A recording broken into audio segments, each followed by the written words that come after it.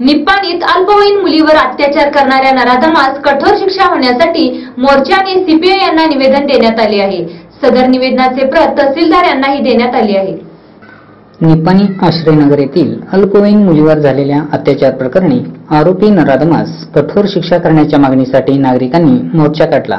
मोर्चाद्वारे नराधमास कठोर शिक्षा देण्याच्या मागणीचे निवेदन सीपीआय व तहसीलदारांना सादर करण्यात आले। मोर्चामध्ये आमदार शशिकला जोल्ले, माजी आमदार काकासाहेब पाटील, प्राध्यापक सुभाष जोशी, ज्येष्ठ साहित्यिक प्राध्यापक डॉक्टर अच्युत माने यांच्यासह नागरिकांनी सहभाग दर्शविला होता। यावेळी अल्पवयीन मुलीवर अत्याचार करणाऱ्या नराधमास कठोर शिक्षा करण्यात यावी। देशात घडणाऱ्या अशा घटना निंदनीय आणि समाज विघातक आहेत, त्यामुळे कठोर शिक्षा करण्याची मागणी निवेदनाद्वारे करण्यात आली। आमदार शशिकला जोल्ले म्हणाल्या, लहान मुलीवर अत्याचार करणाऱ्या नराधमास कठोर शिक्षा करण्यात यावी। आपण बेंगळूर विधानसभेमध्येही याबाबत आवाज उठविणार आहे। या नराधमास कठोरातील कठोर शिक्षा करण्याची मागणी केली। सगळ्या महिलांनी देखील सक्षम व्हायला पाहिजे, मुलींना देखील आपण जागृत करायला पाहिजे आणि जे काही अशा घटना घडतात त्याच्या विरोधात आम्ही असू दे, तिथं असणारे सर्व मान्यवर असू देत, नगरसेवक असू देत, सगळ्यांनीही आम्ही खंडन करूया आणि आज सीपीआयना आणि तहसीलदारांना निवेदन देऊया।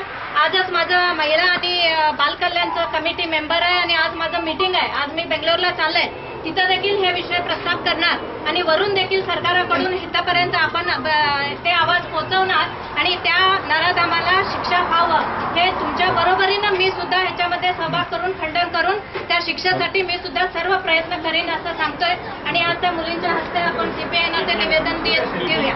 प्राध्यापक डॉक्टर अच्युत माने यांनी समाजात घडलेली ही घटना निंदनीय आणि पाशवी असून संबंधित नराधमास कठोर शिक्षा झालीच पाहिजे। समाजातील अशा घटना थांबविण्यासाठी सर्वांचा पुढाकार आवश्यक असल्याचे सांगितले। आणि या वर्षी आंतरराष्ट्रीय महिला वर्षाचं ध्येय वाक्यच आहे, निर्भय बना आणि लढवय्या बना। निप्पाणीच्या या घटनेनं सगळ्यांच्या निप्पाणी भागातल्या महिला निर्भय बनल्या, लढवय्या बनल्या, तरी सुद्धा हा मोर्चा आपण काढला। याला काहीतरी अर्थ आहे, कारण दर महिन्याला दर 2 महिन्याला जर असा अमानुष अत्याचार होत असेल, ही जी पाशवी वृत्ती आहे की नाही, या वृत्तीच्या विरोधात हा लढा आहे। हा लढा कुठल्या एका पक्षाचा कुठल्या जातीचा नाही, सगळ्या मानव जातीच्या स्त्री मुक्तीचा हा लढा आहे। माजी आमदार काकासाहेब पाटील यांनीही मनोगतातून संबंधित घटनेमुळे नराधमास कठोर शिक्षा करण्याची मागणी केली। काल 17 तारखेला जी अमानुष अशा प्रकारची घटना झालेली आहे, ही संबंध आपल्या परिसराला काळीमा फासणारी अशा प्रकारची झालेली आहे। या संदर्भात कुठलाही पक्षीय अभिनिवेश न ठेवता त्या नराधमाला फाशीची शिक्षा झाली पाहिजे, ही एक आपण त्या मागणीवर ठाम आहोत। सूर्यवंशी सरांनी सांगितल्याप्रमाणे त्या मुलीच्या कुटुंबाचा कुठेही उल्लेख आपण करू नये, ह्या 2 गोष्टी झाल्या। मी आजच सकाळी जिल्ह्याचे पालकमंत्री रमेश जारकिहोळी आणि गृहमंत्री डॉक्टर परमेश्वर यांच्या निदर्शनाला आणून देऊन त्या आरोपीच्या बाबतीत कडकच्या कडक कारवाई करण्यात यावी आणि त्याला इथं हद्दपार करावा अशा प्रकारची मागणी केलेली आहे। निप्पाणी हे अतिशय शांत संस्कृती असलेलं शहर आहे। ही संस्कृती टिकवण्याची जबाबदारी तुमची आमची आहे।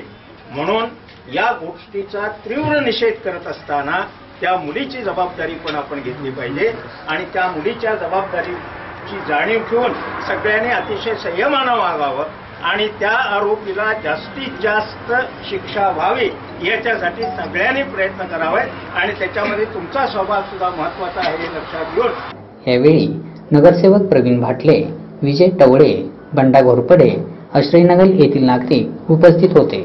जो महिलाओं के लिए हमारा पुलिस इलाके रक्षणा देने के लिए हमेशा तैयार है, अभी तक दे रहे हैं, आगे भी दे रहे और हम आपका कोऑपरेशन हमको चाहिए।